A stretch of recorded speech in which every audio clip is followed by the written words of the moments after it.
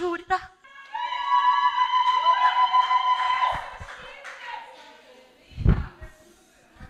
Iyo wihanganye Imana iguha ibintu itazagucurira. Yaguha imyenda itazagucurira, yakwambika ibintu ntizabigucurire. Imana yagushakishiriza mama. Hazabaho umuborogo mwinshi muri Egiputa, ngo hazabaho agahinda katigeze kabaho, ngo nikazongera no kubaho, ngo ariko abana banjye nzabarinda, nta n'imbwa izigera ibamukira. Iyo turi muri Yesu nta mbwa zitumukira. Abantu bajya baducurira ibyo badukoreye. Umuntu akakubwira ngo numbura uzapfa. Hari igihe umuntu ahagarara akavuga ngo numbura uzapfa, aravuga ngo data uzabarinda umubi, ndabasenye ngo uzabarinda umubi, uzabarinda inzara niza ntibazibe, uzabarinda ubushomeri niba bwinshi ntibazasambane, uzabarinde akaga nikaza ntibaziyahure, uzabarinda umubi. Ngaradusengera. Yesu yaradusengeye.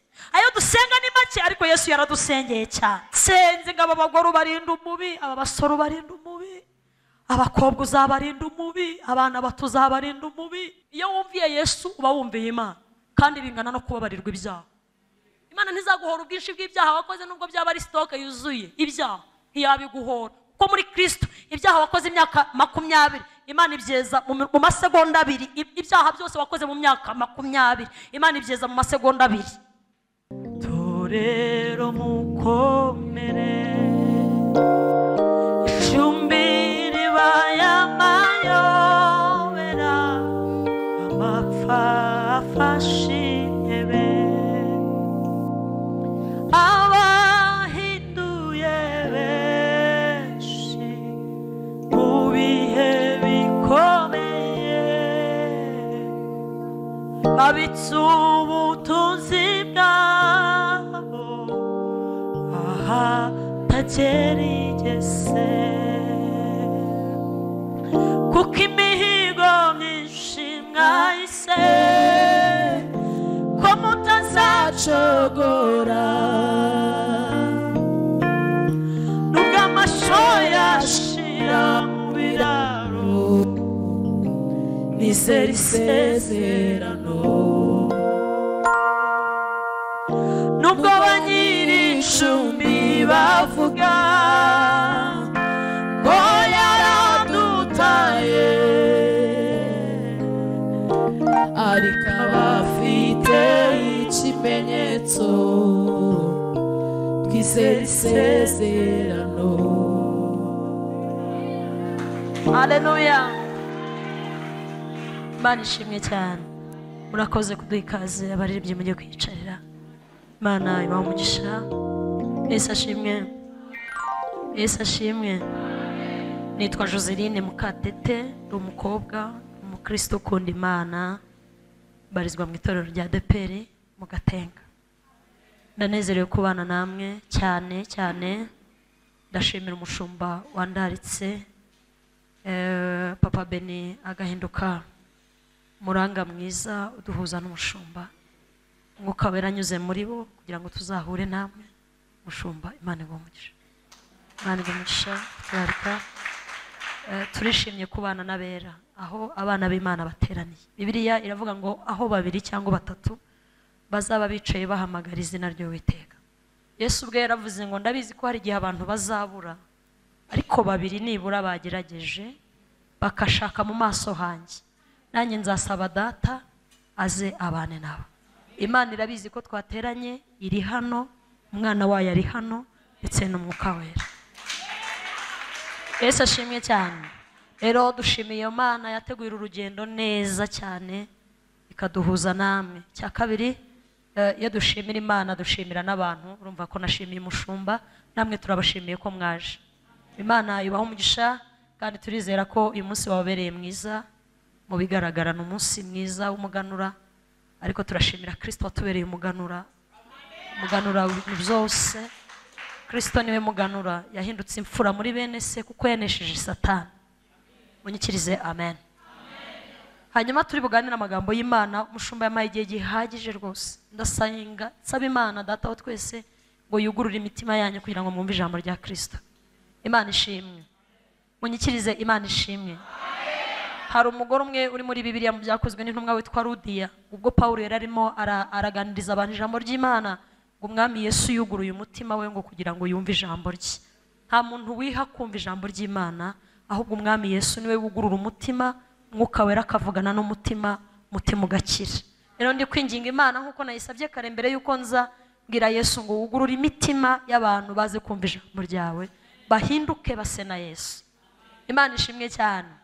Hanyuma reka dusome ijambo ry'Imana. Makuru dufite nuko mukunda ijambo ry'Imana, kandi rwose ni byiza muri kunde n'ubuzima. Ijambo n'ubuzima. Dushimiye abigisha batubanjirije, watuyoboreye amateraniro, umushumba yavuze Yesu neza nawe rwose mwese Imana ibamugisha. Abaririmbyi baturirimbiye neza, baramyi beza, namwe mwakomye amashyi, mwikirije haleluya, mwabyinnye, mwatanze amaturo. Mbese nta muntu utagize icyo akora muri rusengero, no kuhicara gusa nakazi. Imana ibaho umugisha. Reka dusome ijambo ry'Imana Imana yashyize ku mutima wanjye. Nabajije mushumba ndamazi se mufite intego y'amasengesho, arambwira ngo wowe usenge gusa, icyo Mwuka Wera azaguha uzakituzanire. Hanyuma reka dusome mu gitabo cyitwa Kuva, n'igitabo cya Mose cyitwa Kuva, igice cya 11 murongo, turasoma duhere ku murongo wa 6. Igitabo cya Mose cyitwa Kuva, igice cya 11 Kuva umurongo wa 6. Igitabo cyitwa Kuva, igitabo Mose yanditse, igice cya 11 umurongo wa 6. Aravuze ngo hazaba umuborogo mwinshi mu gihugu cya Egiputa cyose utigeze kubaho, kandi ntihazongera kuba nk'uwo. Ariko mu Bisiraheli nta n'umwe imbwa izamukira mu bantu cyangwa mu matungo, kugira ngo mumenye uko Uwiteka yatandukanyije abanyegiputa n'Abisiraheli. Amen. Mwahasomye neza? Kanongere mbasomere, ndi kubonamo abantu benshi badafite Bibiliya. Niyo muri telefone iremewe nta kibazo. Reka dusome nanone. Haravuze ngo umurongo wa 6, hazaba umuborogo mwinshi mu gihugu cya Egiputa cyose utigeze kubaho, kandi ntihazongera kuba nk'uwo. Ariko mu Bisiraheli nta n'umwe imbwa izamukira mu bantu cyangwa mu matungo, kugira ngo mumenye uko Uwiteka yatandukanije abanyegiputa n'Abisiraheli. Amen. Ubutumwa bwiza uko bwanditswe na Yohana, igice cya 17.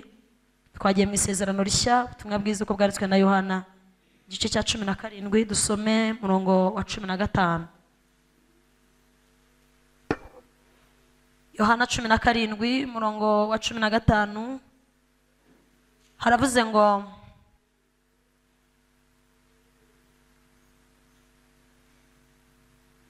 cumi na karindwi murongo wa 15, haravuze ngo sinsaba kubakura mu isi, ahubwo barinda umubi. Saba isi nk'uko nanjye ntari uw'isi. Uberesha ukuri, ijambo ryawe ni ryo kuri. Uko wantumye mu isi niko nanjye nabatumye mu isi, kandi nanjye niyeza ku bwabo ngo nabo babe bejeshejwe ukuri. Sinsabira aba bonyine, ahubwo ndasabira n'abazanyizezwa n'ijambo ryabo, ngo bose babe nk'umwe, nk'uko bose babe umwe nk'uko uri muri njye, Data, nanjye nkaba muri wowe, ngo nabo babe umwe muri twe, ngo ab'isi bizere ko ari we wantumye. Nanjye mbahaye ubwiza wampaye, ngo babe umwe nk'uko natwe turi umwe, njyewe mbe muri bo nawe ube muri njye, ngo babe umwe rwose, ngo ab'isi bamenye ko ari we wantumye, ukabakunda nk'uko wankunze. Amen. Dusoreze mu rwandiko Pawulo yandikiye Abefeso, igice cya 2 murongo wa 1. Rwandiko Pawulo yandikiye Abefeso, igice cya 2 murongo wa 1, ni page 194 mu isezerano rishya. Abefeso 2 murongo wa 1, dusome mu izina rya Yesu. Ndi kwihuta kugira ngo nze gukoresha igihe cyanjye neza. Haravuze ngo namwe yarabazuye mwebwe abari bapfuye muzize ibicumuro n'ibyaha byanyu, ibyo mwagenderagamo kera mukurikiza imigenzo y'isi, mugakurikiza umwami utegeka ikirere, ari wo mwuka ukorera mu batumvira. Kandi natwe twese twahoze muri bo dukurikiza ibyo kamere yacu yifuza, tugakora ibyo kamere y'imitima byacu ibyishakira, kandi ku bwa kavukire yacu twarabo kugirirwa umujinya nk'abandi bose. Ariko kuko Imana ari umutunzi w'imbabazi, yaduhinduranye bazima na Kristo. Amen. Twese haleluya. Hari indirimbo yamfashije nkicara hano, reka nyiririmbe nk'ibitera bibiri. Indirimbo yo mu gitabo hanyuma umucuranzi yegere piano turirimbe. Indirimbo yo mu gitabo irazwi cyane, numva abanyamasengesho nkamwe nta kuntu mwamutayizi. Ayimana y'ukuri komeza kunyora, uracishe muzira yo gukora ibyo ushaka, mwami kubaho nawe ufite bintera ubwoba n'amaganya, ndetse byabasha kugeza no mu rupfu. Muri isi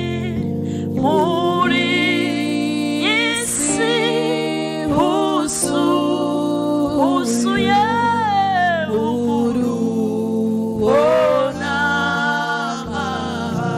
n'amahane, icyo nkeneye cyose sibera ko nibona, ariko ku munsi mukuru ubwo nzabona umucunguzi, niringiye kuzabona ingororano yanjye. Haleluya. Amen. Numva ni gusaba Yesu ngaze kumfasha kubaganiriza aya magambo, kuko Umwuka Wera yayampaye afite imbaraga, afite intego ivuga ngo ujye uba mu isi ariko isi ntikubemo. Ujye uba mu isi ariko isi ntikubemo. Amen. Ujye uba mu isi ariko isi ntikubemo. Isi ni iki? Isi ni uruhuririkane rw'ibintu biboneka byose nibitaboneka, kuko mu isi harimo imbaraga nyinshi z'umwijima ariko hakabamo n'imbaraga z'umucyo za Kristo. Isi ni uruhuririkane rw'ibintu tubonesha amaso mu isi y'umubiri, ibidukikije, abantu n'ibintu. Iyo ni isi. Hanyuma isi ifite imbaraga zikomeye z'umwijima, kuko iyo usomye mu Byahishuwe aravuga ngo wasiwe ubonye ishyano kuko umanukiwe n'umwanzi afite umujinya mwinshi. Izo mbaraga z'umwijima zirahari, ariko kandi harimo n'izindi mbaraga za Yesu zikorera mu bamwizera bose, kandi izo mbaraga zombi ntizigaragara. Imbaraga z'umwijima z'umwanzi Satani ntizigaragara, n'imbaraga za Yesu ntizigaragara. Zose zirakora, ariko imbaraga za Yesu ziri hejuru y'imbaraga zose. Munyikirize amen. Isi umuntu ayibamo nk'uko Imana yayiremeye Adamu imushyira muri Edeni. Hanyuma kuva icyaha cyakinjira mu isi, umuntu yabaye mubi, systeme y'isi irahinduka. Pawulo yandikira Abaroma yaravuze ngo Adamu wa mbere yakoze icyaha atuzanira umuvumo, ariko Adamu wa kabiri ariwe Kristo yazanye ubugingo. Yohana yaravuze ngo kandi si ubugingo buke ahubwo n'ubugingo bwinshi. Yandika 3:16 Yohana mu butumwa bwiza yaravuze ngo Imana yakunze abari mu isi cyane, wowe nanjye, ngo bituma itanga umwana wayo w'ikinege, ngo kugira ngo umuntu wese uzamwizera azahabwe ubugingo buhoraho. Avuga ijambo rikomeye, munyikirize amen. Aravuga ngo bene abo babyawe n'Imana ngo ntibabyawe n'imbuto ibora, ngo ahubwo babyawe n'imbuto itabora, ariyo jambo ry'Imana. Yohana yandika mu nzandiko yaravuze ngo bene abo ntibabasha gukora icyaha, ngo kuko imbuto ibabyara si imbuto y'icyaha, babyawe n'Imana, ni urubyaro rw'Imana. Imana ishimwe. Rero mu isi harimo izo mbaraga ebyiri zikomeye, ariko kandi imbaraga ya Yesu iri hejuru y'izindi mbaraga zose nk'uko nababwiye. Hanyuma rero turaza kurebera hamwe imbaraga Yesu yambwiye zishobora gukura umuntu mu bana babyawe n'abantu zikamushyira mu bana babyawe n'Imana. Uko mureba mu isi hari abantu babiri, hari abantu babyawe na Satani n'ababyawe n'Imana. Ni babiri bonyine bahari, ni ababyawe na Satani kuko nawe arabyara, ni n'ababyawe n'Imana kuko n'Imana irabyara. Hanyuma turaza kurebera hamwe izo mbaraga zidukura muri ubwo bubata, zikadukura mu kwitwa abana b'abantu, abana bo kwa runaka, abana bo kwa runaka, muri bya biryango bamwe na bamwe tuvukamo bifite imikoshi na za karande, bikadukuramo izo mbaraga, zikadukurayo zikadushyira mu kindi giseko. Munyikirize amen. Hano yaravuze ngo icyakora abamwemeye bose, uwo ni Yesu yavuga, bakizera izina rye, yabahaye ubushobozi bwo kuba abana b'Imana. Turi abana b'Imana, turi abana b'Imana. Imana ihimbazwe cyane. Hanyuma rero abo bana b'Imana baba mu isi ariko isi itababamo. Amen. Baba mu isi ariko isi itababamo. Bafite ukuntu babayeho, bafite discipline, bafite inyifato, bafite ukuntu bateye mushumba, bafite ukuntu bavuga, bafite ukuntu babayeho, bafite imbaraga zibabungabunga. Hari ubundi bushobozi kuri hejuru y'ubundi bushobozi bwose burabareberera. Iyi Mana ihora ibabereye maso kuko ni urubyaro rwayo.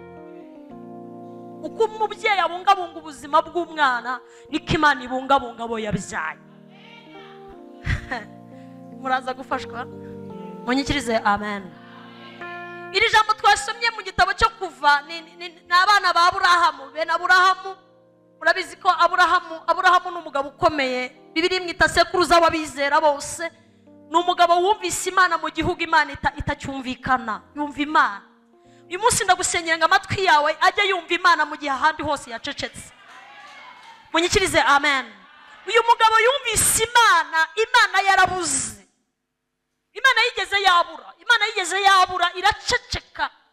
Ariko ngo ubuntu bwayo n'urukundo rwayo rugenderera uyu mugabo witwa Aburahamu. Mbere yuko yitwa Aburahamu yitwaga Aburahamu. Avuka mu gihugu kibi gikora ibyaha. Ndashaka kugera kuri iri jambo twasomye, muze kuntiza amatwi. Haleluya.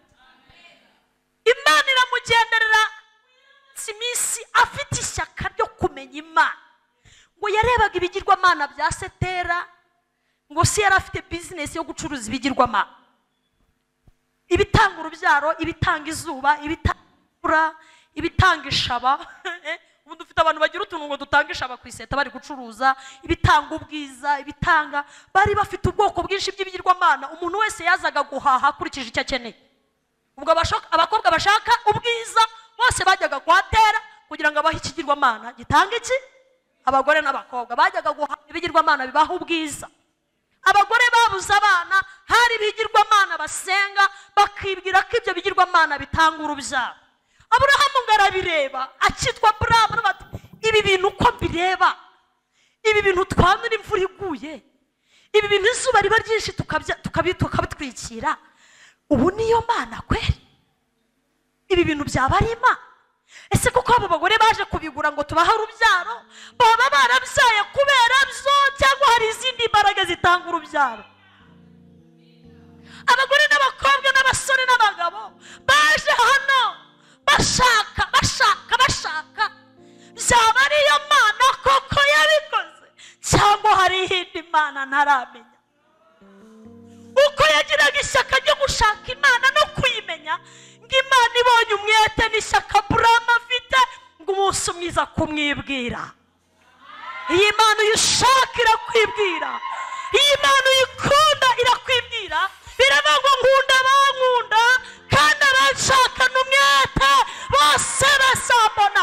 Imana iraboneka iyo wayishatse. Imana ijya iboneka iyo twayishatse. Munyikirize amen. Hari n'igihe ibona watinze ikaza kukwishakira. Hari igihe ibona watinze kubera urukundo n'imbabazi igira ikizana. turashimira Imana muri domene zose Imana izikoreramo, igiza twayishatse ikaza tutanayishatse kubera imbabazi zayo nyinshi. Munyikirize amen. Aburahamu yicaye, Bibiliya ntisobanura niba yari ari mu kazi cyangwa hari ibindi bintu ari gukora, ngajya kumva yumva ijwi riramuhamagaye mu Itangiriro 12 umurongo wa mbere, iravuga ngo ndi Uwiteka. Ayewe, ni njye Mana yayindi umaze iminsi ubaririza, yayindi utagereranyije na za Dagoni na za Shera na za Shitaroti, ni njyewe Mana. Maze iminsi mbona ukuntu unkumbuye kunyumva no kumbona, ariko hari ibintu ntavuganira nawe hano. Banza witandukanye n'ibigirwamana bya so, uze tugende nkwereka, nzagenda nkwibwira buhoro buhoro. Haleluya! Iyo tugihamagarwa tuva mu isi y'ibyaha tuza mu isi y'agakiza, ntiduhita tuyihishurirwa, ariko uko tugenda tuyegera, Israeli mbonye yararirimbye aravuga uko ndushaho kumwegera amaso yanjye arahumuka, ngazirikira ku birenge bye ngo numva amagambo ankomeza, umutima wanjye uramukunda.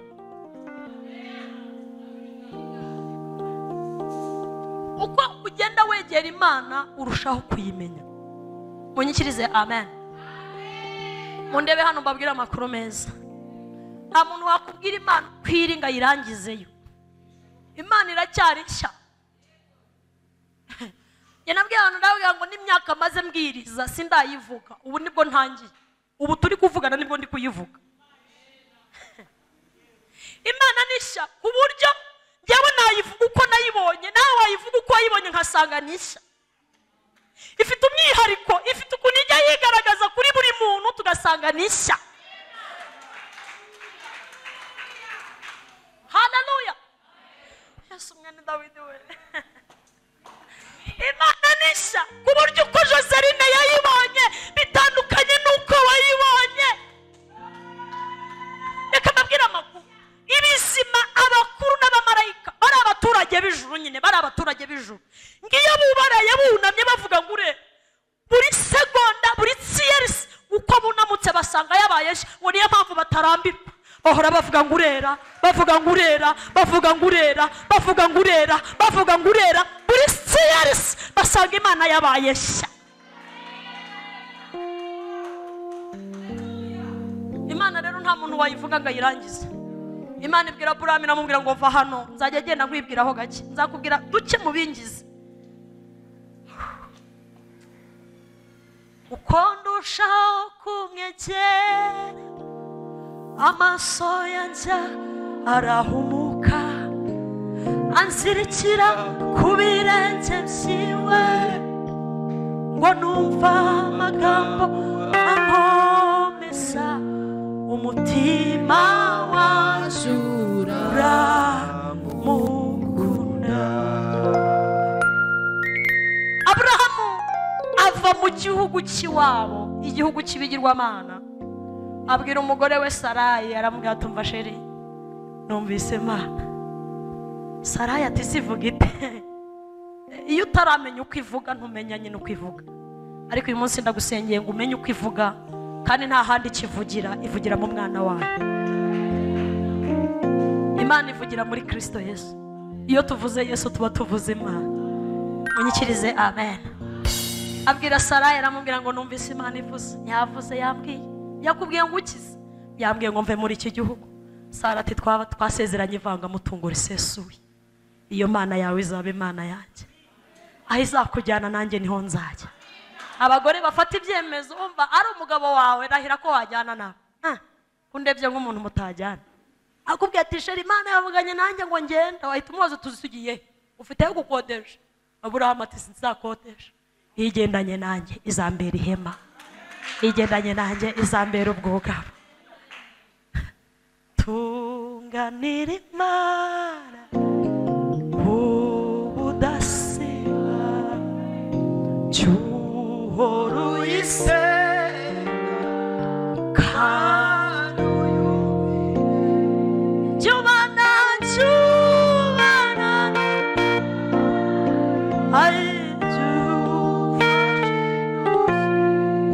usibe na rimwe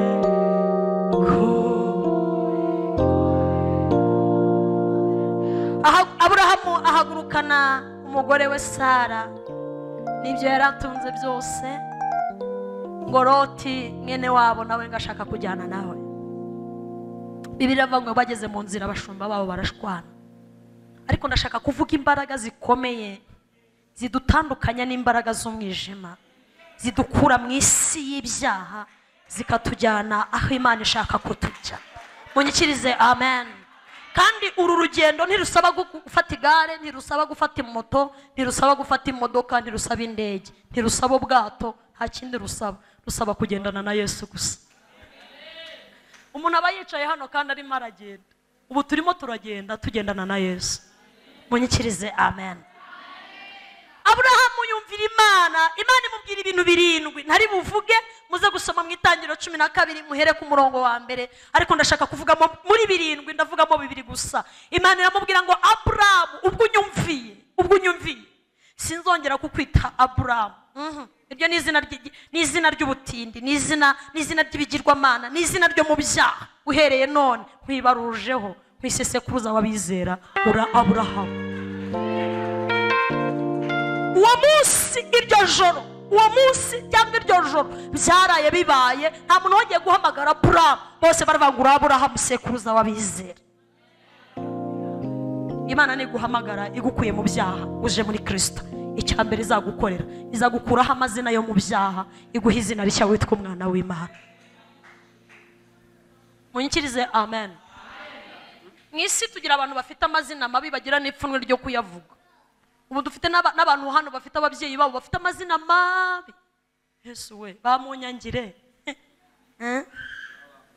Banzababanaho, banzabakurana. Se papa wawe yitwa natitwa nzabakurana. Izina rya Yesu kuva ni izina riteye isoni, kandi ni papa wawe nyine, kubera bamwise bafite ibyo bashaka kuvuga. Ariko abubu bitwa Bakeza, Kazuba, Baburayiti. Ako ibintu byaje kugenda neza we.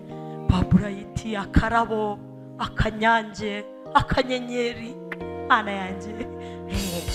Ariko ibyo ntibikiza. Ayo mazina nubwo yaba ari meza gute ntakiza, ariko kwitwa umwana w'Imana birakiza. Ayo mashini baraye Yesu tuyekomera icyarimwe. Haleluya! Amazina meza twitwa n'abantu ntakiza, ariko izina Imana itwita rirakiza. Ikimana nyita kirankiza. Ikimana nyita kirankiza. Kwitwa umwana w'Imana byonyine birampa imbaraga zo kunkiza. Haleluya. Ijambo twasomye rero ashaka kwihuta, hanyuma nje kuza kugera kuri ya ntego nababwiye ngo tuba mu isi ariko isi itatubamo. Aburahamu yaje kubyara mu masezerano 7 Imana yamuhaye, harimo n'iryo kubyara, kuko yahagurutse iwabo ari inshike nta mwana agira. Bibiliya ivuga ngo bari ingumba batabyara, ariko kuko Imana ivuga igasohoza, Aburahamu aza kubyara, abyarana na Sara umukecuru ushaje w'imyaka 90. Ariko kuko Imana idakangwa n'ibihe, Imana imuha umwana. Njya mvuga ngo yaba abantu ba kera bari bafite systeme nk'iyacu, base Sara akajya yifata selfie. Napushata akavuga ati ni murebe umukecuru w'imyaka 90 utwite we. Kubera nyine byarangiye ntacyo, Bibiliya ntibeshya, byarabaye. Munyikirize amen. Umukecuru w'imyaka 90 arabyara, kuko Imana ivuga igasohoza. Nawe iby'Imana yavuganye nawe bizaba. Imana ntibeshya. Imana ntibeshya. Narivuze ngo Imana ntigira gute? Imana ntibeshya. Barabyara aba twasomye abitwa Bisirayeli. Aburahamu yabyaye witwa Isaka abyara Yakobo na Esawu. Hanyuma abangaba bagiye muri Egiputa bava ku mugabo witwa Yakobo, yababyaye abana 12 na mushiki wabo witwa Dina. Nuko Bibiliya itakunda kuvuga cyane, bari abana 13 bavuka kuri Yakobo. Sekuruza wabo ubwo ninde? Na Aburahamu. Aburahamu rero rimwe Imana yaramubwiye ngo ajye gutamba ibitambo, arasinzira, inkongoro zimuryana igitambo. Imana iramubwira ngo kuko utabaye maso, urubyaro ruzagukomokaho ruzamara imyaka 400 mu kindi gihugu, bazava muri iki gihugu nari naraguhaye, bamara imyaka 400 nk'igihano, hanyuma imyaka 400 nirangira zongera mbagarure muri iki gihugu nasezeranye nawe. Unyikirize amen. Hano biravuze ngo ujye uba maso, urinde indahiro n'imvugo wavuganye n'Imana, iby'Imana bigomba kurindwa kandi nta handi birindirwa uguma muri Kristo kuko mwana babwiye muri Kristo niho Imana ivugira. Amasezerano yose ufite arindwa na Kristo akarindwa no kuguma muri we. Munyikirize amen. Arindwa no kuguma muri Kristo. Iyo utagumye muri we kuko Imana itabeshya yabiguha, ndabizi neza Imana ntibeshya ko yaravuze ngaho kugira ngo ijambo ryayo rivihe inyuguti imwe isi n'ijuru byasingwa nk'urupapuro. Ariko iyo bibaye byiza ko hari n'igihe Imana ijya ibihindura amasezerano. Imana igiye yasesa rwose, Imana igiye yasesa mu isi y'umwuka ibyo Imana yavuze igiye ibisesa. Ariko iyo wagumanye na Kristo ibyo yavuganye nawe irabikora. Twese munyikirize amen. Urubyaro rwa Aburahamu bene Yakobo uko ari 12 murabibuka ko bagurishije murumuna wabo witwa Yosefu ajya muri Egiputa ahamara igihe kinini arahirindira yirinda ibyaha. Aho umugore witwa Mukapotifari yashatse ko baryamana, umwana w'umuhungu aramubwira ngo oya, ntago natatira igihango n'indahiro nagiranye n'Imana, inzozi Imana yavuganye nanjye zitarasohora sinshobora gukora icyaha. Umugore arumirwa aravuga ngo mbonye umuhungu udakora icyaha mu gihugu gikora ibyaha. Reka mbabwire turi kuri teri iriho ibyaha ariko itandukaniro ryacu turi mu isi itatubamo. Kansubiremo aka kantu. Kunywa inzoga si uko utabishobora, gusambana si uko utabishobora uri muzima, kwiba si uko utabishobora. Iyo umva mwabikora ariko ikidutandukanya n'ibyo ni uko isi itatubamo. Twebwe tuyirimo ariko yo ntiturimo. Haleluya. Twebwe twirirwa mu isi duha kawunga tukayirya, yaduha inyama tukazirya, yaduha imyenda tukayambara, yaduha amazu tukayabamo, ariko ntabwo isi tubamo, isi ntiturimo. Haleluya. Ntabwo isi turimo, isi ntabwo turimo. Munyikirize amen. Aba bahungu 12 ubwo urumva bagurishije murumuna wabo Yosefu, inzara irateye i Kanani, bagiye guhaha muri Egiputa. Ngo muri kumva ko ryasezerano ririmo ririgenda ryishakira inzira ko urubyaro rwa Aburahamu ruzamara imyaka 400 muri Egiputa bakorera ubundi bwami. Muri kubyumva uko Imana iri kubigenza. Bagiye guhaha muri Egiputa, bagezeyo bazi ko murumuna wabo yapfuye, kumba ariho kuko baramwishe ntiyapfa, bamujugunye mu rwobo abaho, baramugurishije bazi ko Abishimayeli bazamwica ntibamwica. Imana imurindira muri Egiputa mu gihugu kitazima. Umva nimubana n'Imana inzozi mwarose Imana izazibarindana nazo. Siko abantu bakomye amashyi ari bo abantu banyumvise. Nimubana n'Imana Imana izabarindana n'ibyo yavuze, ibarindira ahantu batayizi, ibarindira ahantu batayivugira, ibarindira. Haleluya.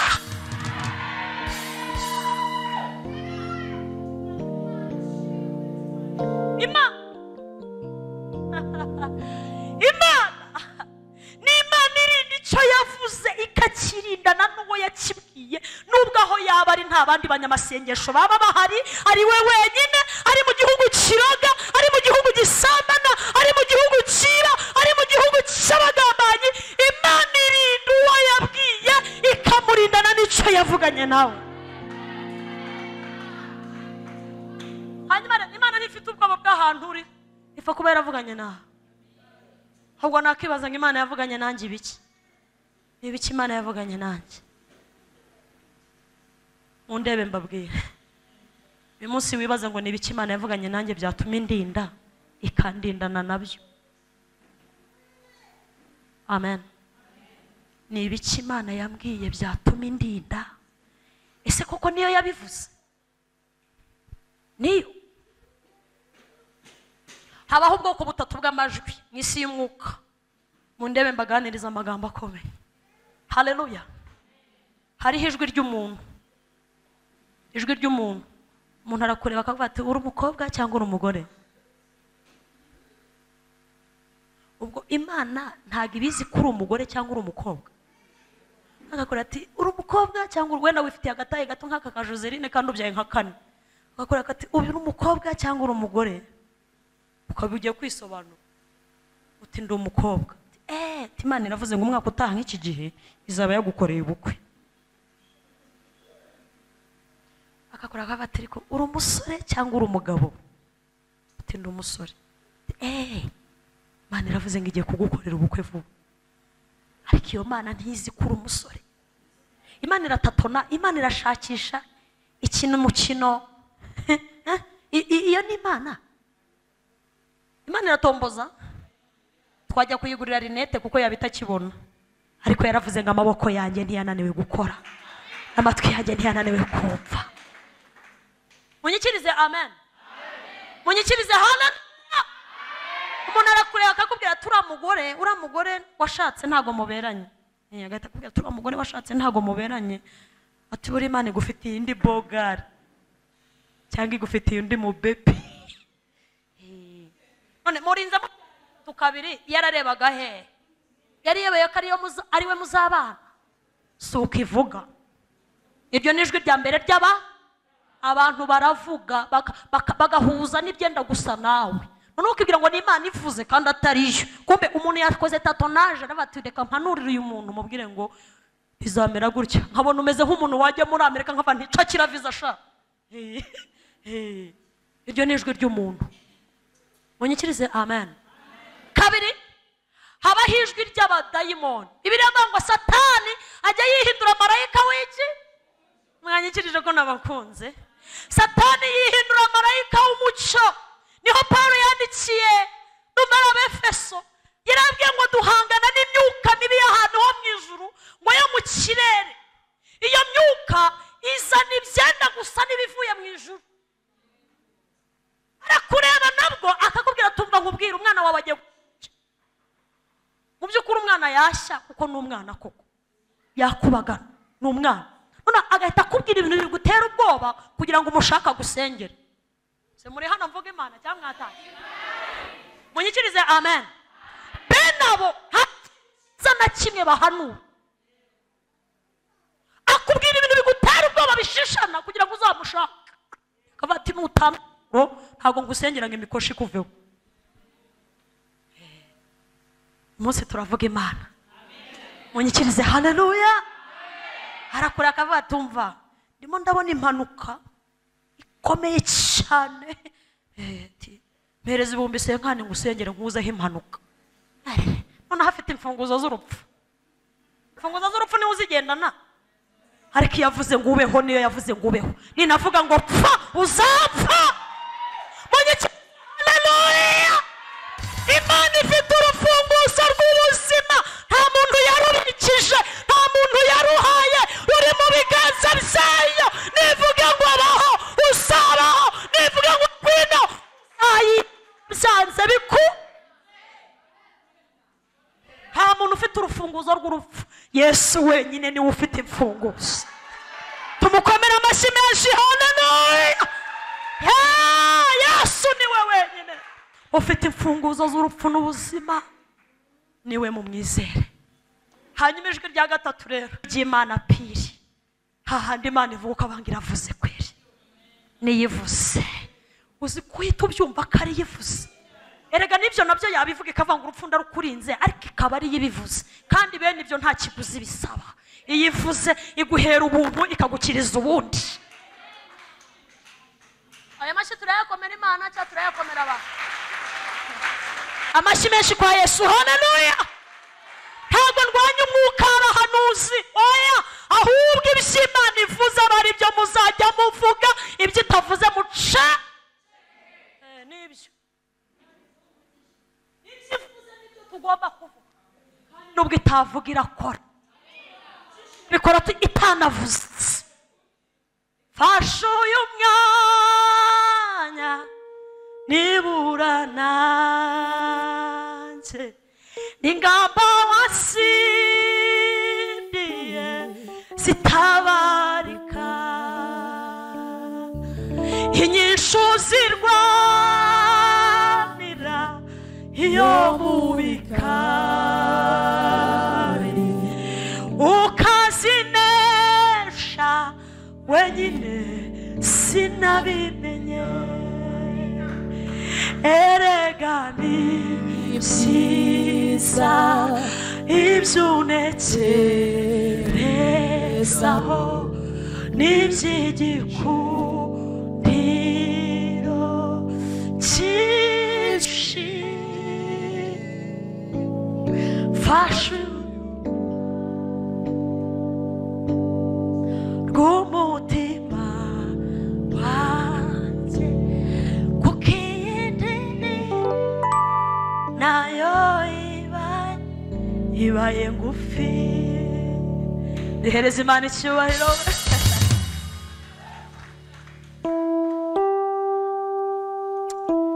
Imana ihimbazwe. Imana asenga ngo Umwami yugurure imitima yacu twumve ijambo rye. Haleluya, haleluya, haleluya. Hari ibintu bitatu Yesu atumariye, reka mbivuge. Icyambere, Yesu ni umwami, kandi umwami wese afite ukuntu ayobora abaturage be. Munyikirize amen. Umwami wese amenya uko ayobora abaturage be, amenya ibikwiriye byiza, akamenya ibibura akabizana, amenya iterambere n'amajyambere y'abaturage be. Umwami azi iterambere ryawe n'amajyambere, azi ibintu byakubera kuko ari umwami wawe. Haleluya. Kandi ingoma yose igira abayiyoboka, natwe turi abayoboke b'ingoma ya Yesu. Kabiri, Yesu yaje ari umutambyi.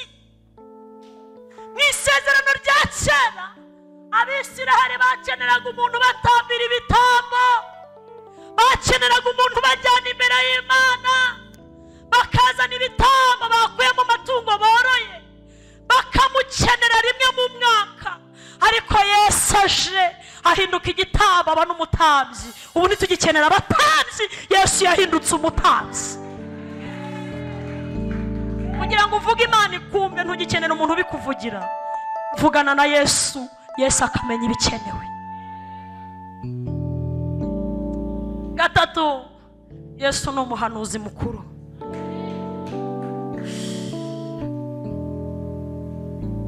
Yesu niwe muhanuzi mukuru. Umuhanuzi uruta ba Eliya. Ba Eliya bamanuraga umuriro, ariko Yesu yamanuye imbabazi.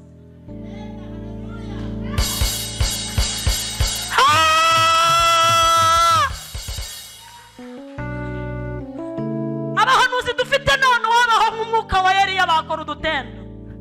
Ariko Yesu nk'umuhanuzi mukuru, abamanuraga umuriro we yamanuye imbabazi, yazanye ubuntu budashira.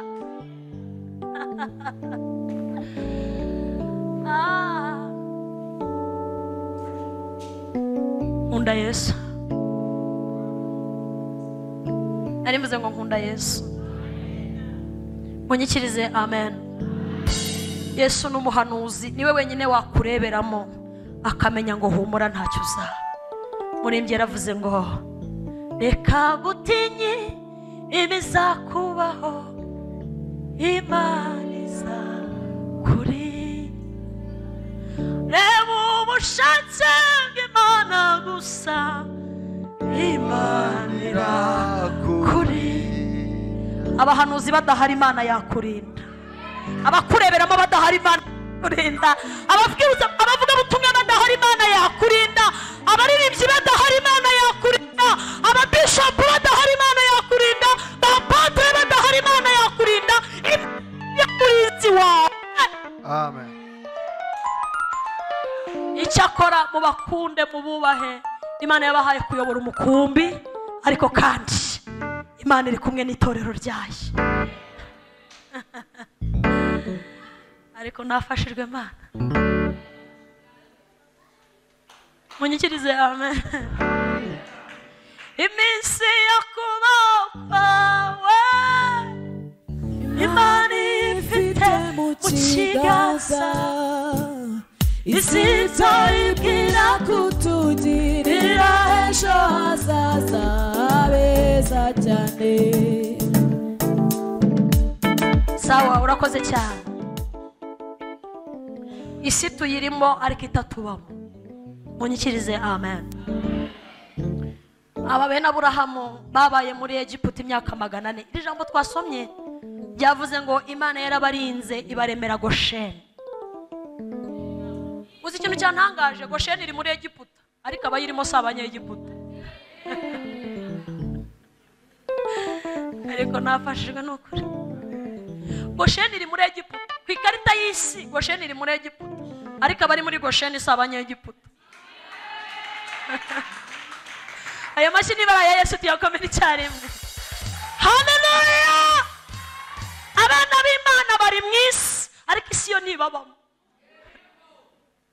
Bafite ukuntu babana n'Imana, bafite ukuntu babana n'ijuru. Abacuranzi amen. Mwabyumvishe? Gosheni iri muri Egiputa ariko abari muri Gosheni si abanyegiputa. Bibiliya yavuze ngo Imana yateje ibyago 10 muri Egiputa, ishaka kugaragaza amaboko akomeye ngo ibakure muri Egiputa Abisiraheli.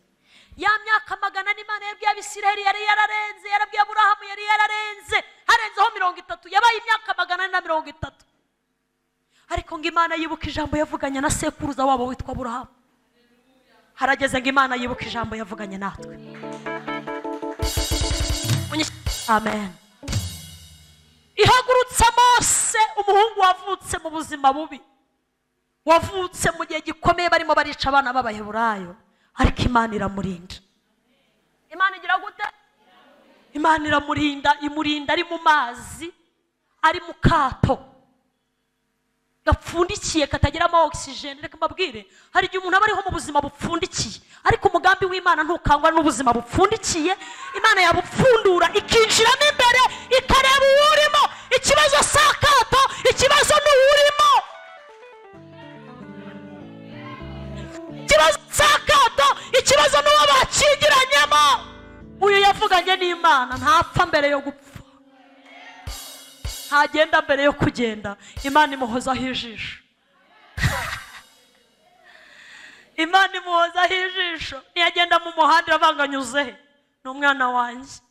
Agiye hese? Ni umwana wanjye. Ni bande bamushaka se? Ni umwana wanjye. Ni bande bamugambanira se? Ni umwana wanjye. Sinamubaha, oya, sinamubaha, oya, ni umwana wanjye. Imuhozaho ijisho. Agiye kwa muganga, ni umwana wanjye. Arashonje, ni umwana wanjye. Yambaye ubusa, ni umwana wanjye. Yabuze inyishyu, ni umwana wanjye. Yabuze ABCD, ni umwana wanjye. Abo Imana ibahozaho ijisho.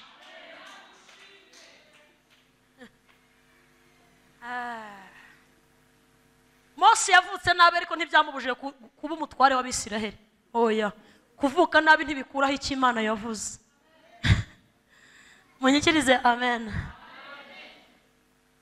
Muracyari hano? Abagitaramanye na Yesu twese haleluya.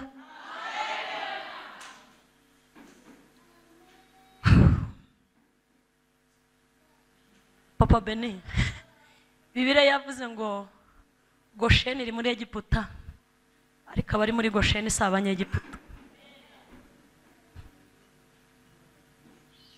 Gosheni iri muri Egiputa ariko abayirimo si abanyegiputa. Abana b'Imana turi mu isi ariko ntiturabisi.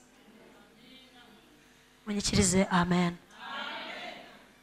Imana iguhumuye amaso ukareba ibintu ikora ku buzima bwawe, wasanga uri umuntu udasanzwe. Uri umuntu, mundebe hano mbabwira amakuru. Mu isi hari abagabo bafite amazina akomeye kumwitirirwa gusa. Kwitwa umwana wa Runi, niyo waba uri uwa gitifu wo mutwara sibo, waba ukaze muri iki gihugu. Wangu uyu ni umwana wa mutwara sibo. Arererere. Ni ibintu bikaze utagira ngo biroroshye. Noneho reba kwitwa umwana w'Imana, data wa twese. Umwami w'abamutwara abana. Ntako bisa. Joseline yaravukiye mu rugo rwa Trump cyangwa rwa Biden. Ubwo ndi kuvuga jewe. Ubu nagera inaharyare. Kubera izina mfite naba nuzuye protocole bakafata umwana wa Trump anyuze hewe. Cyangwa umwana wa Biden anyuze hano. Ariko kwitwa umwana w'Imana, abadayimoni baranshaka bakambura kandi mpari.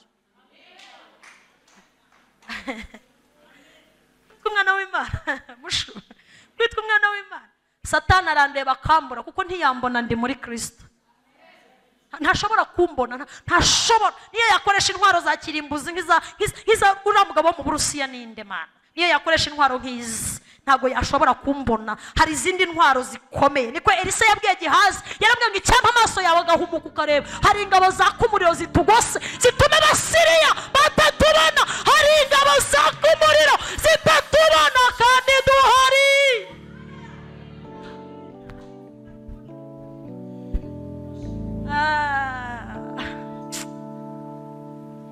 Musho usanze tuvuze ngo Gosheni iri muri Egiputa, ariko ababa muri Gosheni si abanyegiputa. Nafashijwe pe. Gosheni iri ku ikarita y'isi. Gosheni iri muri Egiputa, ni na Farawo wahabahaye ngo bahabe Abisiraheli bene Yakobo. Niwe wahatanze ngo bahabe, ariko ubuzima babayemo ni ubuzima bubarinda ibyago byose Imana izateza abanyegiputa. Utekereza uti Imana yohereza inda murazizi kakana umuntu abona kumwenda gahita agira inda mwe muri abasirimu ntazo mwabonye ntazo muzi inda, ariko Imana igateza inda muri Egiputa kandi inda ziriyenza. Iyo umuntu akwicaye iruhande nawe zikujyaho. Reba Umwisiraheli n'Umunyegiputa bari kumwe, Umunyegiputa inda zikamurya, Umwisiraheli ari muzima. Mba dutuye mu isi y'ibyago, ariko ibyago Imana irabiturinda. Dawidi yaranditse ngo ibyago n'amakuba by'umukiranutsi ni byinshi, ndariko amukiza muri bingahe? Muri 2, muri 3, muri 4, muri 5, amukiza muri byose. Dukomere Imana amashyi menshi. Uwiteka amukiza muri byose.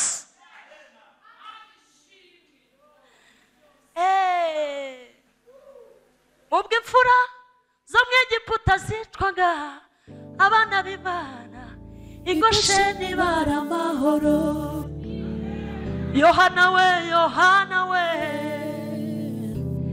icecekere nshuti we, intare yo mu muryango wa Yuda yaranesheje. Icecekere ibyananiye abamarayika, Umwami Yesu byose yarabishoboye. Ibyananiye abamarayika, Yesu nshuti yanjye byose yarabishoboye. Mwana wanjye tumukomera amashyi menshi. Haleluya. Bibiliya yavuze ngo Imana iteza icyago cya 10, aricyo cyago cyo kwica abana b'imfura bose bo muri Egiputa. Umuntu wese wabyaye imfura uwo munsi imfura ye yarapfuye. Itungo ryose ryabyaye uburiza uwo munsi ryose ryarapfuye. Ikintu cyose cy'imfura kirapfa. Intare y'imfura irapfa, n'ingurube y'imfura irapfa, n'ihene y'imfura irapfa, n'imbeba y'imfura irapfa. Ibintu byose bigira bite? N'abantu b'imfura bagira gute? Ubwo niba ndi imfura iwacu, papa wanjye akaba ari imfura, na sekuru akaba ari imfura, akaba akiriho sogokuru, twese twapfiriye umunsi umwe. Imana yari yakoze agatendo, irimo irafuhira abana bayo. Munyikirize haleluya. Yabwiye Yakobo ngo natanga ingabo nyinshi zigapfa ku bwawe, kuko wambereye inkoramutima. Ibintu byose by'uburiza birapfa. Ubu nanjye iyo mba narapfuye kuko ndi imfura iwacu. Ubwo imfura mwese muri hano n'abana mwabyaye n'ababandi biwanyu bose imfura bari kuba bagiye uwo munsi.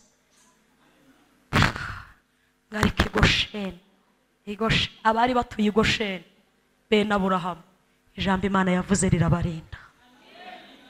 Ngo nta n'imbwa yigeze ibamukera. Niko birayavuze. Yavuze ngo nta n'umwe mu Bisiraheli n'imbwa izamukera. Ngo hazabaho umuborogo mwinshi muri Egiputa. Ngo hazabaho agahinda katigeze kabaho, ngo nikazongera no kubaho.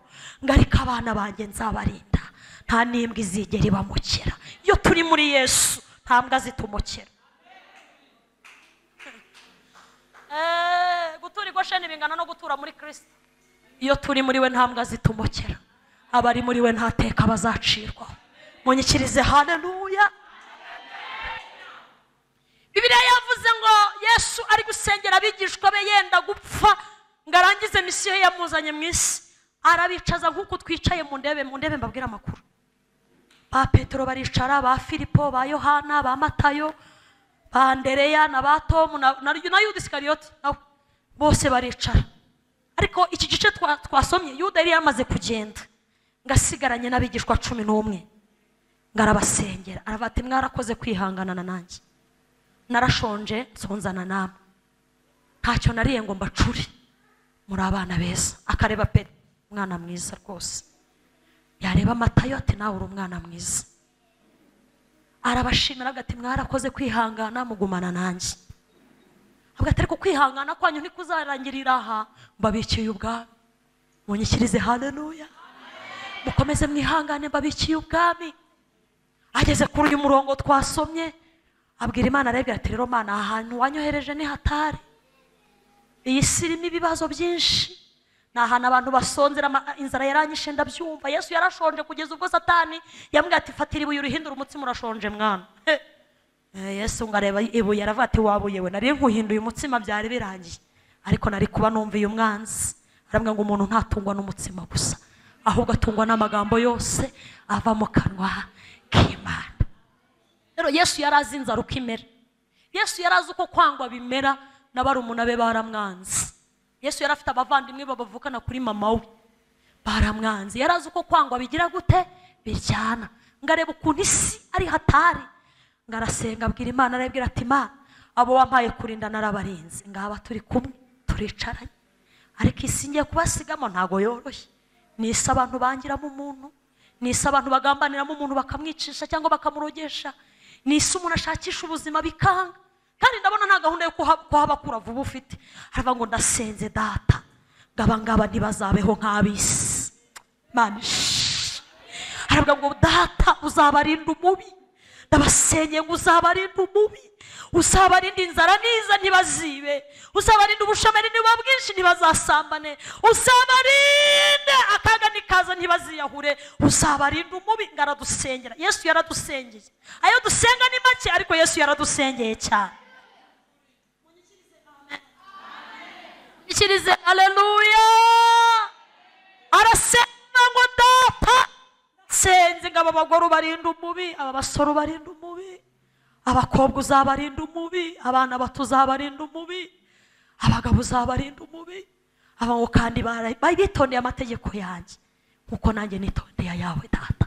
Uzabarinde kuba bisi, isi nizabinjirane ngo ibamaremo imbaraga, ahubwo bazagume muri nge nkuko nanjye ndi muri wowe. Munyikirize amen. Reka mbabwire bya bintu 5 rero bidufata bikatugiraho ububasha, cyangwa 6 Mwuka Wera yambwiye, ariko ndabona iminota ikirimo pe. Munyikirize amen. Imbaraga zidushoboza kutaba mu isi ngo tubane nayo, twomotane nayo. Munyikirize amen. Nabakunze Mana, munyikirize haleluya. Torero ry'Imana haleluya. Imbaraga ya mbere ituma tuba mu isi ariko isi katureba ikatuyoberwa ni imbaraga yitwa imbaraga yo kwizera Kristo. Ubushobozi bwo kwizera Yesu. Ndebe hano mbabwira. Kwizera Yesu. Kwizera Yesu ntago ari ibintu umuntu avuga. Ntago babivuga kwizera. Kwizera ntibabivuga. Ahubwo kwizera ni ibikorwa. Amen.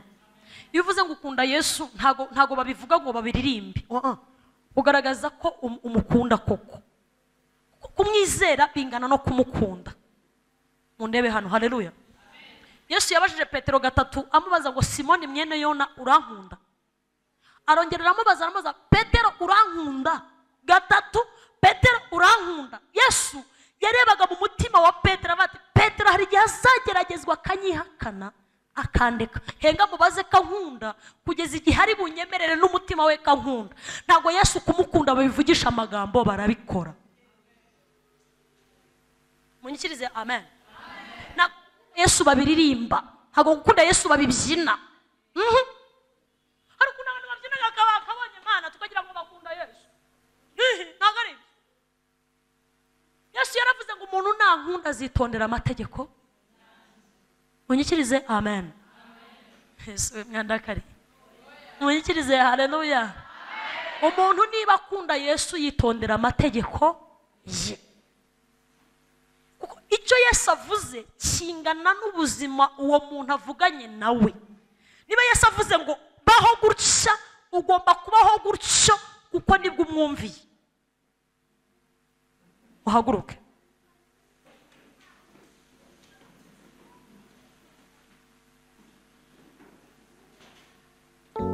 Twinanura.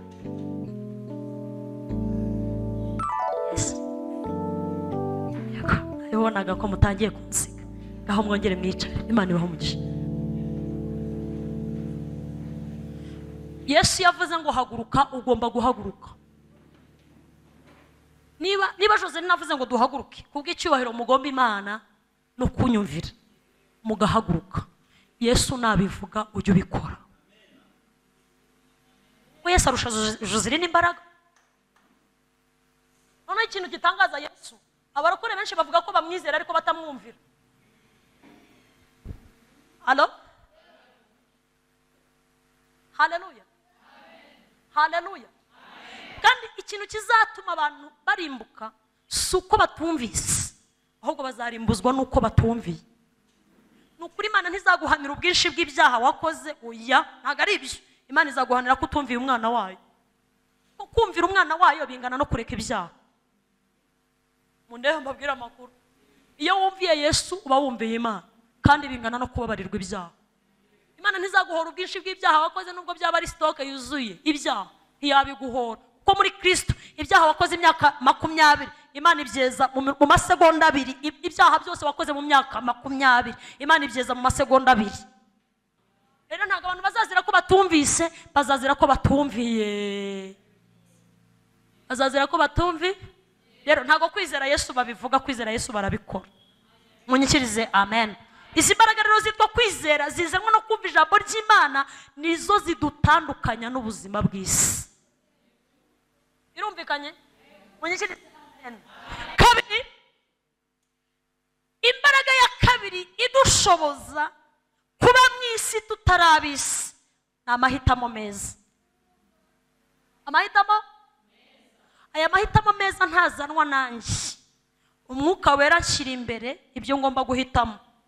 Akambwira ati mwana wanjye nunyura aha bizanyemera uko, nunyura aha bizamera uko. Noneho akambwira ati nuhitamo ibi bizaba ari byiza. Nagira umugisha nkahitamo ibizampesha ubugingo. Haleluya.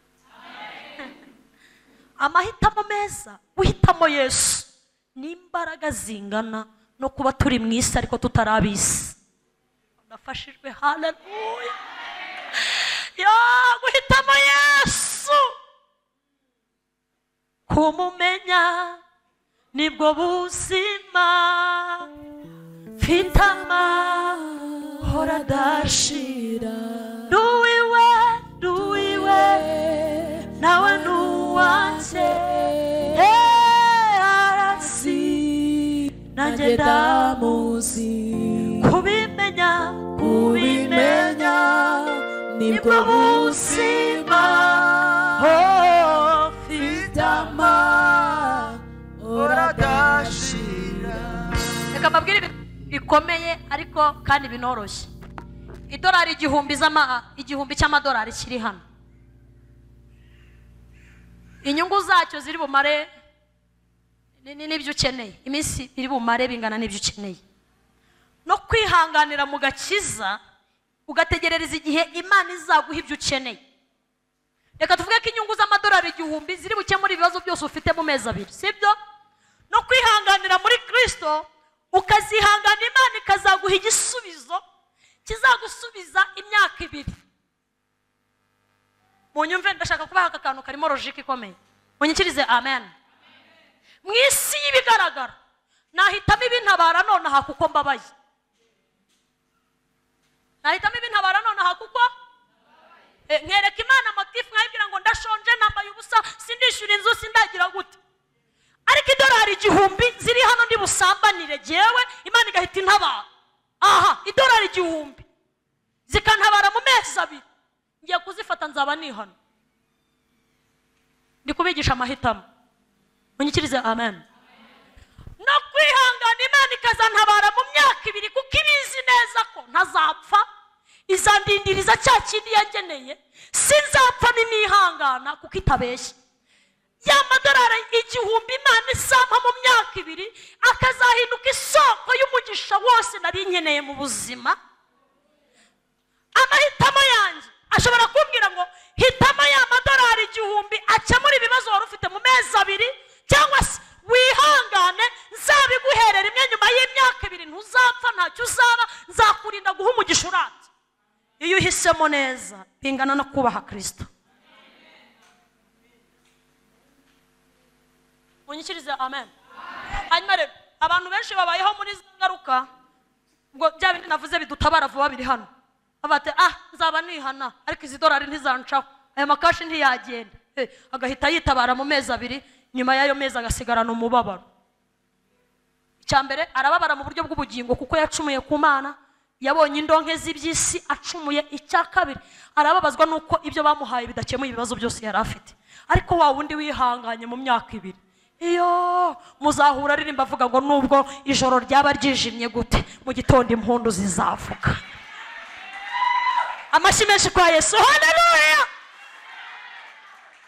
Iyo wihanganye Imana iguha ibintu bizaramba. Nafashijwe Joseri yo numva naririmba ya kumbe iyo wihanganye Imana iguha urugo ruzarama. Iyo wihanganye iguha akazi kazarama. Iyo wihanganye iguha ibizaramba. Iyo wihanganye Imana ikenana nawe mu rugendo rurerure.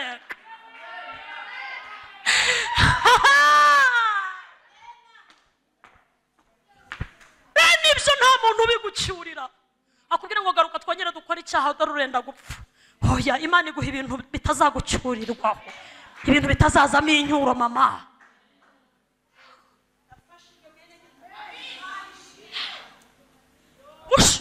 Bene ibyo yari Imana yabiguhaye irabirinda ku buryo nta muntu uzajya ubyiyitirira. Y'ubwayo niyiba yarabikoze Imana icyubahiro, haleluya. Ubwayo niyo iba yarabyikoreye. Iyo yari yakwishyuriye amashuri ntigucyuriye kugira ngo ndakwishyuriye umeze nabisha. Oya, iyo ariyo yabikoze, iyo ariyo yabikoze, iyo ariyo yabikoze, iyo ariyo abantu bajya baducyurira ibyo badukoreye. Umuntu akakubwira ngo numbura uzapfa. Hari igihe umuntu ahagarara akavuga ngo numbura uzapfa. Ariko iyo wihanganye, Umunyarwanda yaravuze ngo ihanganye, wihanganye akamiki kamishashi shawe.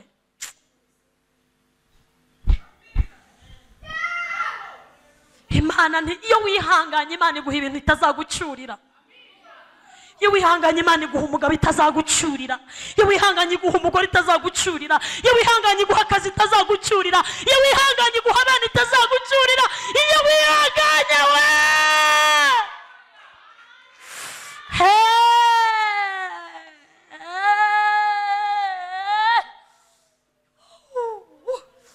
Imana biryo itazagucyurira. Dawidi yaravuze ngo Uwiteka we wanteguriye ameza mu maso y'abanzi banjye. Iyo wihanganye Imana iguha ibiryo utazagucyurira. Abandi ntibarya mayoneze udahari shawe urayigurira, wijyana muri market ukayigurira. Imana izaguha ibiryo itagucyurira. Imana izabikora.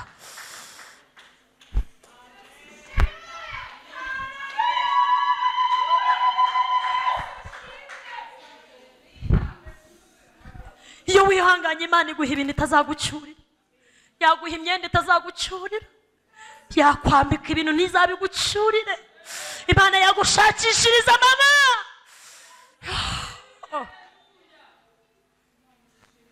Kandi ntimubarenganye nyine, nicyo cyari igihe cyo kukurenganya, cyari igihe cyo kubikubwira kugira ngo uzabone ibyo uvuga. Umuntu yakwirukana mu kazi akagoya ati mvira hano sinkigukeneye, akakwirukana muri kampani, akakwirukana muri ofisi ye, akakubwira ati mvira aha kubera wanze gukora ibyaha. Ariko Imana igiye kubikora iguha ibintu byuzuye nk'umuntu wihangana.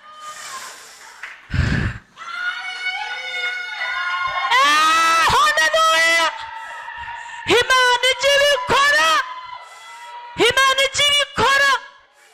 Z'umwana w'umukobwa sebuja yaramubwiye ngo ujye wihangana. Yakoraga ahantu muri hoteli, haramwanga yari afite ubwiza muri fiziko bigaragara myiza, ariko ari umukristo aba mwisa ariko isi itaba muri we. Sebuja aramwanga icyatumye nkuzana hano no kugira ngo ujye ukurura abakiriya. Umukobwa aramwanga ngo nge ndi umukristo kandi nzahora ndiwe. Uragira ngo nkurura abakiriya gute? Nzajya nkora akazi kanjye mbakire mbahekeya mbahe serivisi ngomba kubaho. Sibyo mvuze jya uba mukuru ureka ubwana. Umukobwa aramwanga ndi umukristo, ibyo ushaka kumbwira ndi kubyumva ariko sinza n'abagabo beza ujye ubakira neza ubahekeya neza, nicyo nakuzaniye hano. Umukobwa aramutumva, nzakora icyo Imana ishaka ko nkora hano, sinzakora ibyo ushaka, nzakora ibyo Imana ishaka ko nkora. Munyikirize. Haleluya! Umukobwa arahakora ukwezi, arahakora abiri, arahakora atatu. Abagabo b'ibipfu bakajya baza bakamutereta, bakajya bamushifitinga kenshi bakamushyira nijoro. Satani shaza ubwenge aza ahantu yagushyira akagusa umwambi mu cyico, bakamushyira amanijoro ku ijoro ndihoramo. Nta kuntu mwamhindura mukajyamo mpamanywa umutego kugira ngo babagabo baza kuruhukira aho hafi bajye bamubona aryamane nabo bishime. Aramwe ngo nge nzakomeza mu mukirisitu. Munyikirize. Haleluya! Mwana w'umukobwa haza umugabo umwe wo mu gihugu ahantu navuze bene waho batazantera amabuye, ufite amadolari we udakina. Isi ifite abantu bafite ibintu, afite amadolari, amwereka idolari 500 imbere. Aramwe ngo nkurikije ukuntu nagukunze n'ukuntu uri mwiza, uyu munsi urampakeye ariko umpeke yazuzuye. Mwana w'umukobwa ati nta kibazo, agira ngo ni imikino. Abamwe ati mfite amafaranga buyagumanye hano, ibindi turaza kubibara ngarutse nje muri pause nimugoroba. Umukobwa ati nta kibazo, yumvaga yakiriye umuntu nyine. Hivugishwa ibyongereza byinshi. Satani ngo yambaye ibihembe, hoya ntimurahura yambaye filime. Abazungu barabashushanyije bamushyiraho amahembe bamugira igikara. Satani mwahura ari kuvuga so I'm here for you. Satani azi kuvuga icyongereza. Ushobora guhura atwaye Prado cyangwa V8 cyangwa Vigo ukagira ngo siwe kumba ari we waje. Satani ntiyambaye amahembe. Satani yihindura umuntu angana n'ikigerageza ashaka kuguha. Munyikirize. Haleluya! Munyikirize. Haleluya! Nimurahura yakubwiye ngo duhurire Dubai. Satani atega indege akava mu Rwanda akajya Dubai, mugahurira yakagukoresha icyaho ukagaruka. Basaba yambaye amahembe cyangwa bayambaye sentire zo mu ndege nawe mukagendana. Ariko na Yesu tujya tugendana nawe. Munyikirize. Haleluya! Mwana w'umukobwa ngo bwire mwene wacu abaraje muri hoteli, ngazi ko umwana w'umukobwa ngari bumuhe service yuzuye. Ahambwa ati urandaza si uyu munsi? Ati sinkuraza. None se mu kazi ukora hano ko ntago ugakora? Ati sinjya nkakora ko ngako. Uri mwene ndetse? Ati ndi mwene Yesu, ndi umukirisitu. Ibyo se by'umukirisitu biva he? Ati Yesu yampinduye umwana we. Amahitamo meza we, uhitamo neza.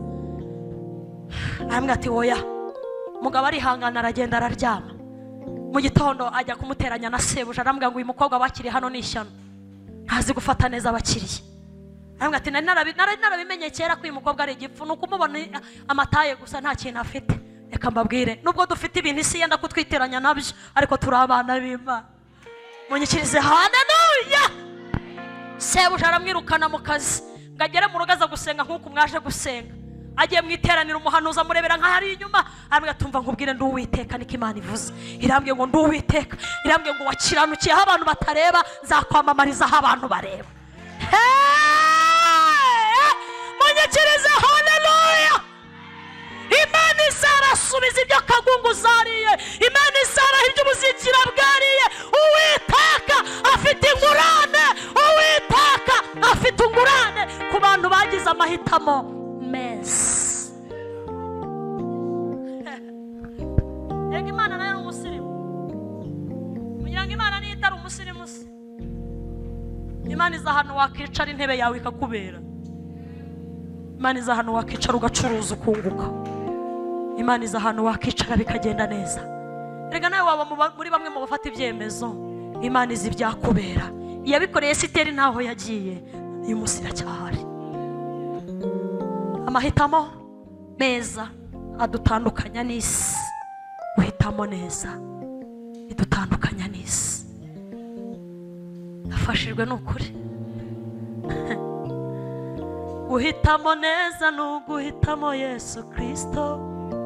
Kugenda nutagusiga n'ukugendana nawe. Kuganira nutakuvuga n'ukuvugana na Yesu. Ni Yesu wenyine ufite ukabigenza bikemera. Ni Yesu Kristo. Ni Yesu wenyine ufite ukabigenza bikemera. Twese haleluya. Amahitamo meza. Muracyari kumwe nanjye, nsigaje iminota mike cyane. Mike. Irarangiye pe. Gatatu. Akoze cyane. Gatatu. Cya gatatu. Nukugira umutoza mwiza. Umutoza ndamwita ngo ki? Mumenta umuntu ugutoza inzira y'agakiza mwiza. Haleluya. Igiti kigororwa kikiri. Iyo wagize umutoza mwiza mu by'agakiza ukura neza. Ndashima Imana ko mufite umushumba mwiza. Uzajya ugenda abafasha. Tumukomera amashyi rwose. Hanyuma iyo umukristo afite umutoza mwiza, Paulo yajyaga akunda kubwira Timoteyo, akamubwira ati Timoteyo mwana wanjye ugera ikirenge mu cyanjye nkuko nanjye nakigeze mu cya Kristo. Iyo ufite umutoza mwiza birakorohera guhishurirwa Kristo. Inzira itakuvuna ntikuvuna. Kuko ibyarya byurya, ibyanywa n'ibyunywa, ubuzima bayeho buba bwenda gusa n'ubwa Kristo, nawe umwigiraho. Ni byiza ko mugira abatoza beza. Abakobwa mukwiye kugira abakobwa mwigiraho gukizwa. Mukwiye kugira abasore mwigiraho gukizwa. Mukwiye kugira abamama n'abasore twigiraho gukizwa. Bahaye ubuzima bwabo Yesu, basa na Yesu, natwe tugera ikirenge mu cyabo kuko bahishuriwe Kristo. Munyikirize amen. Bene uwo niwe ubwira intege nke zawe. Niwe ubwira ngo nacumuye nsabira Imana imbabazi. Niwe ubwira ngo nababaye akagufasha muri uwo mubabaro. Umumenta mwiza, umutoza mwiza agufasha mu nzira y'agakiza. Bene uwo ntacyo umuhisha. Mubwira ibyakubabaje n'ibyagushimishije. Iyo wishimye yishimana nawe, niyo ubabaye ababarana nawe. Imana ibaha abatoza beza mu izina rya Yesu. Ibyo nimubigira muzaba mu isi muticuza, mudafite ikindi kibazo hagati yanyu n'Imana. Ndashoje, muhaguruke dusenge. Imana ibaha umugisha. Munyikirize amen. Tugomba kuba mu isi ariko isi itatubamo. Tugomba kuba mu isi turi abana b'Imana. Haleluya. Abana b'Imana, Imana irabatabara. Abana b'Imana, Imana irabarengera.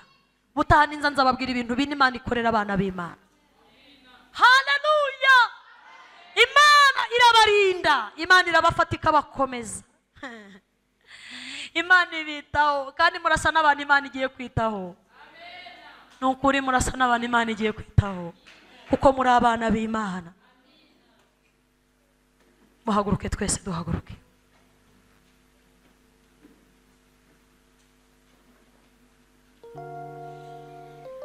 Bishoboka ko utajya wiyumvaho ibimenyetso by'Umwana w'Imana, ariko uyu munsi ubwire Yesu, umubwira ngo Yesu ndashaka kumbyara, umbyarishije ijambo ryawe. Birashoboka ko waba utarizera Kristo nk'umwami n'umukiza wawe, ariko uyu mugoroba ubwire Yesu ngo Yesu ndashaka ko nanjye mbyarwa n'imbuto y'ijambo ryawe, nanjye nkajya mu mubare w'abana b'Imana. Kandi biranashoboka ko waba waragize intege nke ugakora ibyaha, bibaho rwose, turacyari mu isi. Kubwire Yesu ngo ndabizi ko imbabazi zawe ari nyinshi ku buzima bwanjye. Umwinginga agufashe, nanjye njya mwinginga akamfasha. Twese amen. Uwo nguwo unshoboza nawe azagushoboza. Uwo nguwo umpa imbaraga nawe azaziguha. Ntarobanura ku butoni, ntarobanura umwami, ahubwo mu mahanga yose umwubaha agakora ibyo gukiranuka aramwemera. Duhombeka amaso yacu. birashoboka kubayeho mu buzima bwo kwicira urubanza wumva utari umwana w'Imana, ariko uyu mugoroba ubwire Yesu ngo Yesu, ndabimenye ko muba wacunguje amaraso nanjye ndimo, muba waje gushaka nanjye ndimo, muba wacunguye nanjye ndahari, kandi uzandindira i Gosheni, ibyago bizagera muri Egiputa njyewe ntibizangeraho kuko nakwizeye. Umuntu uri muri iteraniro utarakizwa ngo yakire Kristo nk'umwami n'umukiza, atagira habarizwa mu itorero, atagira uburyo yumva abanyemo n'Imana, ariko kandi ameze nk'umuntu utagira ahantu aba, azamura ikiganza tumusengere. Imana iguha adresse, Imana iguha ubuzima bw'umwuka, nawe uba umwana w'Imana uyu mugoroba. Niba urimo ndaguhendahenze kubw'icyubahiro cy'Imana n'icyawe, uzamura ikiganza tugufashe gusenga. Umuntu waba uri muri iteraniro atarakizwa ngo yakire Kristo, abatizwe, yizeza umutima we ko Yesu Kristo ari umwana w'Imana, azamura ikiganza tumusengere niba arimo, kandi niba udahari ntacyo, nabwo turasenga. ntawe ushaka kwakira Yesu, ndabona uyu munsi twese abateranye twarahishuriwe Kristo. Reka dusenge tubwire Imana ngo Mana, ntiturava mu isi, turacyari mu isi irimo ibyaha, turacyari mu isi irimo intambara, turacyari mu isi irimo akaga n'amakuba, ariko uyiturindiremo. Imana ishimwe, unyikirize. haleluya.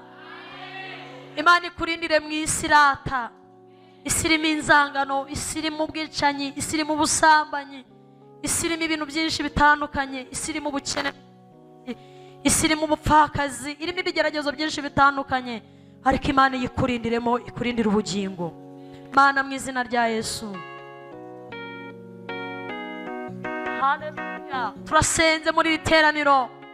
Umuntu wese waje gusenga muri aya masengesho umurinde. Pawulo yaravuze ngo natwe yaratuzuye, twebwe abari bapfuye tuzize ibyaha n'ibishumuro, aratuzura twicazanya na Kristo, atwicazanya n'Imana mu ijuru. Ubwoko bwawe turabusengeye ngo burindirwe mu isi, ubarinde imbaraga zose z'umwijima n'imikorere yose y'umwanzi. Ubwacu ntitwakikiza, ariko Yesu yadukiza. Nta mbaraga dufite zakwirinda ibyaha, ariko Yesu yaturinda. Nta mbaraga dufite zaturinda ibitugerageza, ariko Yesu yaturinda. Ibigeragezo nibiza bigakomanga ku nzugi z'imitima yacu, ujye utuba hafi uturwanirire.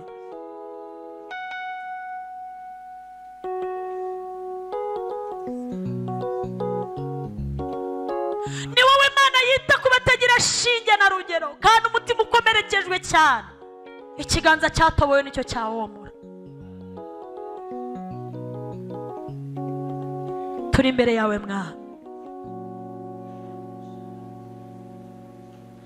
Haleluya, haleluya, haleluya. Tuzahura n'ibigeragezo byinshi bitari kimwe, bitari bibiri, ariko turindire mu isi Yesu. Hari igihe ubupfubyi buzakomanga bukinjira, hari igihe ubupfakazi buzakomanga bukinjira, hari igihe ubukene buzakomanga, hari igihe ubushomeri buzakomanga, hari igihe amadeni azakomanga, hari igihe abantu bazatwanga, hari igihe ibigeragezo bizakomanga, bigakomanga ku nzugi z'imitima yacu, ariko bizasange dufite Yesu. Ubwo nibwo tutazananirwa, ubwo nibwo tutazacogora.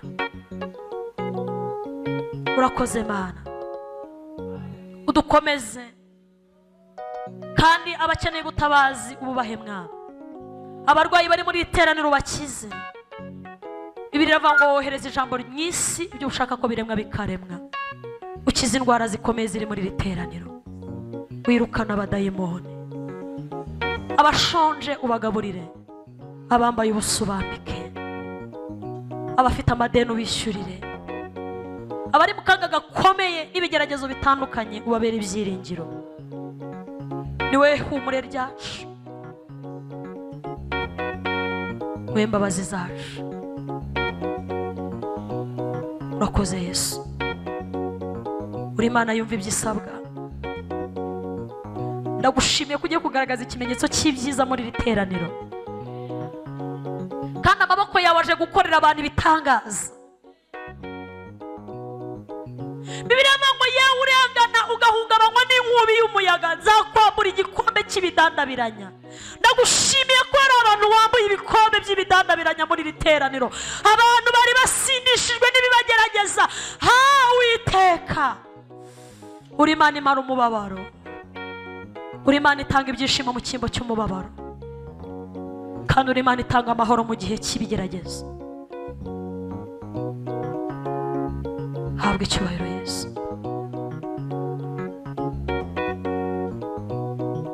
Urakoze Mana. Ndagushimiye kuri Imana yishyura amadeni. Uri Imana yishyura amadeni.